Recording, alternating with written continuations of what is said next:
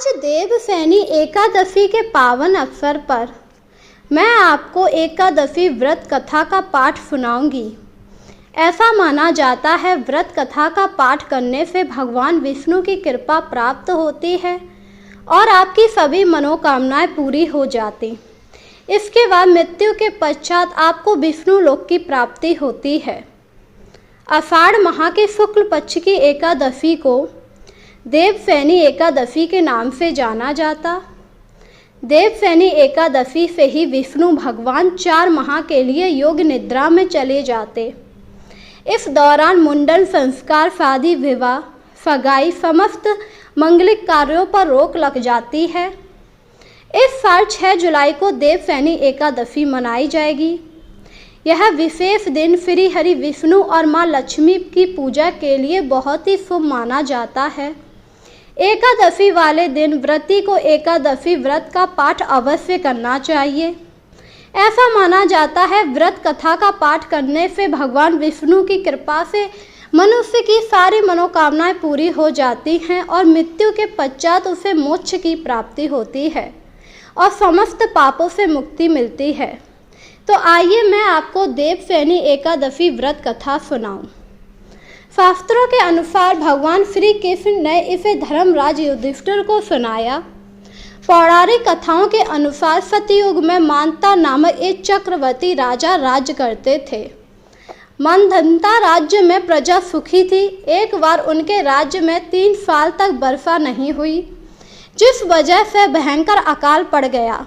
अकाल से चारों ओर त्रासदी का माहौल बन गया। इस वजह से यज्ञ, हवन, पिंडदान, कथा, व्रत आदि कम होने लगे। प्रजा के पास राजा ने अपना दर्द बताया। राजा इस अकाल से चिंतित हो गए। उन्हें लगता था कि आखिर उन्होंने ऐसा कौन सा पाप किया जिसकी वजह से इतना कठोर उन्हें सजा मिल रहा है। इस संकट से मुक्ति पाने के उद्देश्य से राजा सेना को लेकर जंगल की ओर चल दिए।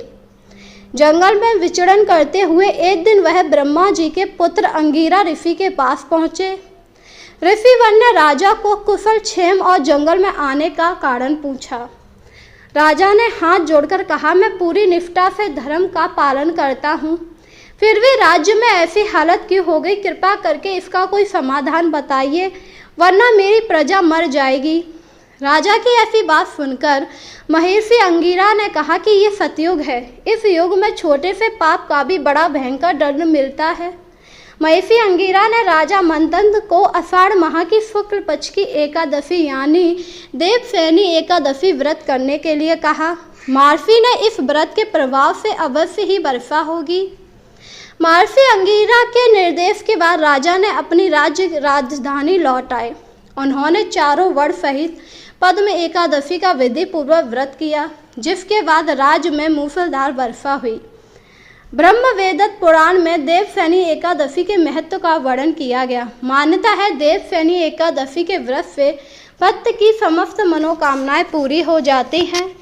वह जो भी चाहते हैं वह सब विष्णु भगवान की कृपा से उन्हें मिल जाता है।